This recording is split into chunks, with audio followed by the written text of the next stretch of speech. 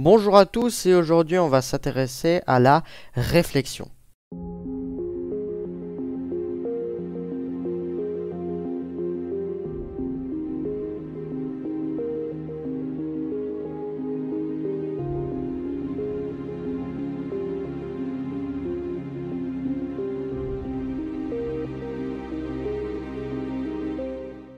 Avant de passer à la théorie, on va remonter jusqu'à la préhistoire. En 6000 avant Jésus-Christ, c'est à ce moment-là qu'on a commencé à fabriquer les premiers miroirs. Alors, ils n'étaient pas en verre, mais la plupart en obsidienne. L'obsidienne est une pierre volcanique naturelle. Et ces premiers miroirs ont été fabriqués en Anatolie, région qui se situe aujourd'hui en actuelle Turquie. Et petit à petit, les régions environnantes vont se mettre eux aussi à fabriquer du bon verre. C'est ainsi qu'en Mésopotamie, nés les miroirs faits en cuivre, et donc plus légers que les miroirs en obsidienne des Turcs. Ces miroirs en cuivre utilisent des plaques de métal et du cuivre en 4000 avant Jésus-Christ. Plus tard, les Égyptiens reprendront en 3000 avant Jésus-Christ. Puis après, les Chinois ont fabriqué un nouveau type de miroir, et ils sont faits cette fois-ci en bronze. Puis les Romains l'ont amélioré, puis sorti de nulle part, les miroirs en verre commencent à apparaître. Alors, on n'a pas de date précise pour annoncer l'arrivée du verre dans le monde, mais les plus anciens miroirs en verre ont été découverts par Alexandre Aphrodisas au IIIe siècle après Jésus-Christ et avant lui avec un certain Pline l'Ancien, un philosophe, écrivain et historien qui a parlé de son invention à Sidon et qui a un château qui se situe au Liban, enseignement dans l'Empire romain au 1er siècle après Jésus-Christ. Peu à peu, le verre va se démocratiser dans tout l'Empire. Les premiers verres seront retrouvés en Égypte, en Asie mineure, en Germanie et en Gaule, et particulièrement à Reims. Ces types de miroirs sont constitués d'une plaque de verre dont l'arrière est garni d'une fine feuille de métal. Mais la qualité était très médiocre, et les peuples vivant dans l'Empire romain vont préférer continuer à utiliser les miroirs en bronze. Puis ensuite, avec la Renaissance, les miroirs en bronze ont finalement été remplacés par des nouveaux miroirs en verre en 1835. Les miroirs sont améliorés et ces derniers n'ont pas changé depuis aujourd'hui. Et entre deux, les verriers ont expérimenté la forme du verre, en essayant de lui donner des formes un peu plus exotiques que le verre qu'on connaît de base. C'est comme ça qu'aujourd'hui on se retrouve avec un grand nombre de verres ayant des formes complètement différentes. Il y a les verres transparents, qui laissent passer la lumière, il y a des verres translucides, qui diffusent la lumière dans tous les sens dès que le rayon est passé à travers. Et il y a également les verres qui sont légèrement bombés vers l'intérieur et l'extérieur.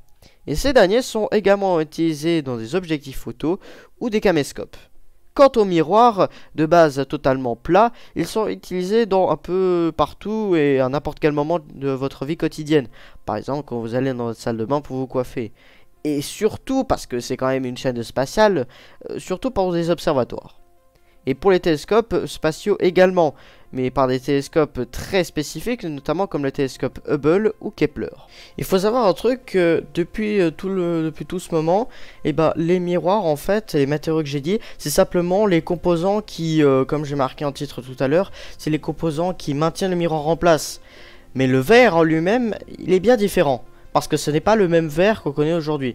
Parce qu'à l'époque, le verre qui était avant, c'était juste une plaque de verre qui était polie. Or, aujourd'hui, les miroirs qu'on connaît sont bien différents.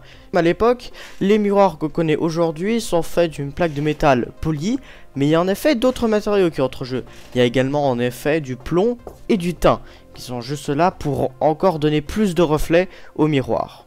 Pour finir, les miroirs sont également et énormément utilisés à la télévision. Parce qu'à la télévision, les présentateurs télé doivent en effet et absolument éviter d'apprendre leur texte par cœur. Sauf que le problème, c'est que c'est impossible de faire après le texte dans la caméra.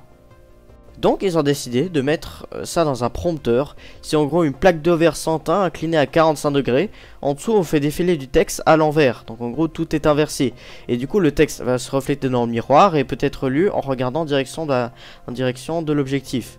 De l'autre côté, la caméra elle voit pas le texte puisque c'est du verre sans teint. Et donc voilà, c'est très simple et c'est très efficace. Et c'est ce que j'aimerais bien avoir aussi. Les miroirs ont également permis d'aider aux missions Apollo, et particulièrement lors de la mission Apollo 11. Là où une tâche un peu secondaire était de mesurer la distance Terre-Lune. Du coup, ce qu'ils ont fait, c'est qu'à bord du LEM, ils ont mis un petit bloc de miroir et ils l'ont posé ça sur la Lune.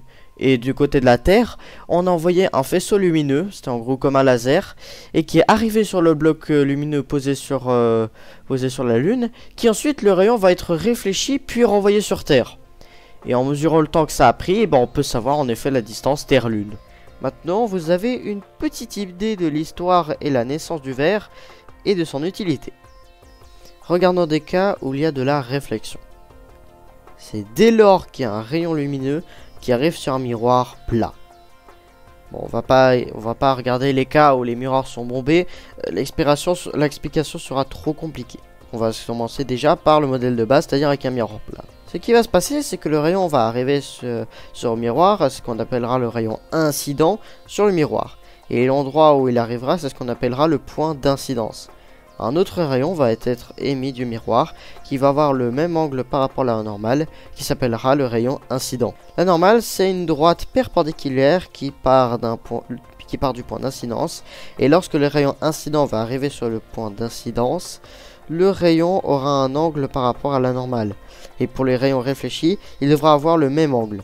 Par exemple, si le rayon incident est de 45 degrés par rapport à la normale, le rayon réfléchi devra obligatoirement avoir un angle de 45 degrés. Pourquoi? Eh bien, vous allez le savoir maintenant. Comment se fait-il qu'on se voit par exemple dans un miroir? Pour répondre à cette question, je vais devoir vous montrer un schéma. Le voici. Dans ce cas, le rayon incident arrive sur le miroir, puis il est réfléchi comme tout à l'heure, et qui finalement arriva dans notre œil.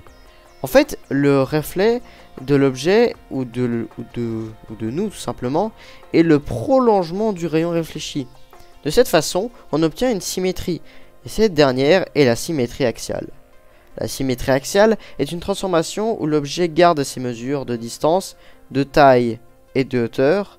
Et si on revient sur la question de tout à l'heure, si l'angle réfléchi ne coïncide pas avec l'angle d'incidence, on se retrouve avec un reflet qui n'est pas possible dans la réalité, un reflet qui ne se trouve pas à la bonne distance du miroir. Et ce n'est pas réel. C'est pourquoi il faut que l'angle d'incidence coïncide parfaitement avec l'angle réfléchi. Et d'ailleurs, je peux vous jurer que j'ai rien truqué, vous pouvez tester ça chez vous sur un miroir, ou en faisant passer un rayon lumineux dans un verre, vous verrez, il sera un peu réfléchi. À ce stade, je ne vais plus m'étendre sur ce sujet-là. Mais comme vous savez, on est une chaîne d'espace. Et donc maintenant, on va parler d'espace. Et je vais vous faire la liaison entre tout ce que j'ai dit depuis le début et de la vidéo qui est maintenant. Le 24 avril 1990, la navette Discovery décolle en emportant avec elle le télescope spatial Hubble. Mais peu de temps après, le télescope est lâché dans l'espace.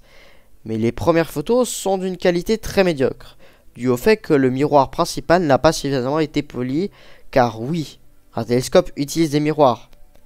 Et voici le gros merdier. Et oui, c'est grâce à la réflexion qu'on a pu découvrir de nouvelles étoiles, des planètes ou de nouveaux systèmes planétaires. Si je reviens avec les verres transparents qu'on a cités au début de la vidéo, les physiciens ont découvert qu'à un moment donné, lorsqu'un rayon arrive dans un miroir, dans un nouveau milieu transparent, le rayon est réfléchi, mais il y a une partie du rayon qui part dans le miroir, et ce rayon, il a un angle totalement différent et qui ne coïncide pas du tout avec l'angle d'incidence et l'angle de réflexion. Pourquoi? Et bien ça, ce sera pour le prochain épisode. En attendant, soyez guidés et cherchez la vérité.